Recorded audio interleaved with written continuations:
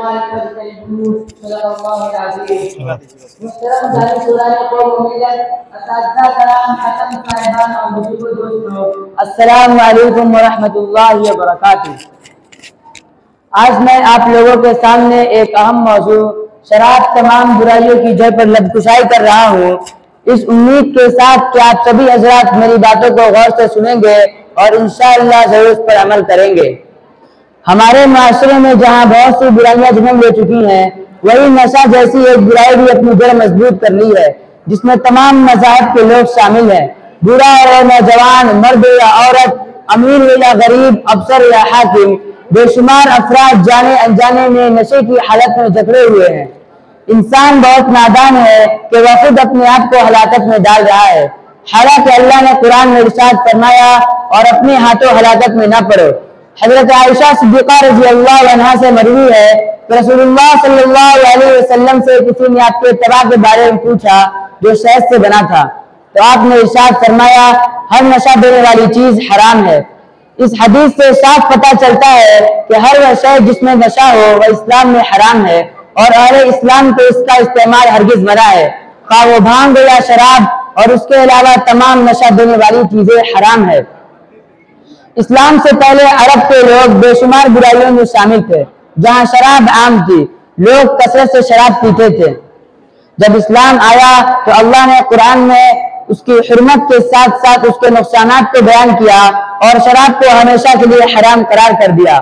اللہ جل شانہ نے ارشاد فرمایا اے ایمان والو، جوا، شراب اور بت اور فال کے تیر سب شیطان کے گندے کام ہے، سو تم اس سے بچتے رہو تاکہ تم نجات پاؤ۔ شراب کی نوسط کا اندازہ ہم اس سے لگا سکتے ہیں کہ اللہ نے اس کو شیطانی کام کہا اور بت پرستی کے ساتھ بیان کیا۔ حضرت عبداللہ بن عمر بن عاص رضی اللہ عنہ سے مروی ہے کہ رسول اللہ صلی اللہ علیہ وسلم سے انہوں نے شراب کے متعلق دریافت فرمایا تو حضور صلی اللہ علیہ وسلم نے فرمایا کبیرہ گناہوں میں سب سے بڑا گناہ ہے اور یہ تمام برائیوں کی سردار ہے۔ اللہ کے نبی صلی اللہ علیہ وسلم نے ارشاد فرمایا جو شخص دنیا میں شراب پیے گا اللہ تعالیٰ انہیں جہنمی سانپوں کا زہر پلائے گا، جسے پینے سے پہلے ہی اس کے چہرے کا گوشت گل کر برتن میں گر جائے گا، اور جب وہ اسے پیے گا تو اس کا گوشت اور کھال ادھر جائے گی، جس سے جہنمی اذیت پائیں گے۔ حضرت ابن عباس رضی اللہ عنہ سے روایت ہے کہ دائمی طور پر اگر کوئی شخص شراب پینے کی حالت میں مر گیا تو وہ دربار خداوندی میں اس طرح حاضر ہوگا جیسے ایک بت پرست۔ حضرت عبداللہ بن عمر رضی اللہ عنہ سے روایت ہے کہ رسول اللہ صلی اللہ علیہ وسلم نے ارشاد فرمایا اللہ نے 3 آدمیوں پر جنت حرام کر دی ہے، پہلا ہمیشہ شراب پینے والا، دوسرا ماں باپ کی نافرمانی کرنے والا، اور تیسرا دیوس جو اپنے اہل میں بے حیائی کو دیکھے اور منع نہ کرے۔ محترم حضرات، شراب دین اور دنیا دونوں اعتبار سے نقصان دہ ہے۔ دنیاوی نقصان تو یہ ہے کہ مختلف قسم کی صحتیں بیماریاں ہو جاتی ہیں جو اس کے لیے ہلاکت کا سبب بنتی ہے۔ دینی نقصان یہ ہے کہ انسان اللہ کی ناراضگی کو خرید کر اپنی آخرت کو برباد کر لیتا ہے۔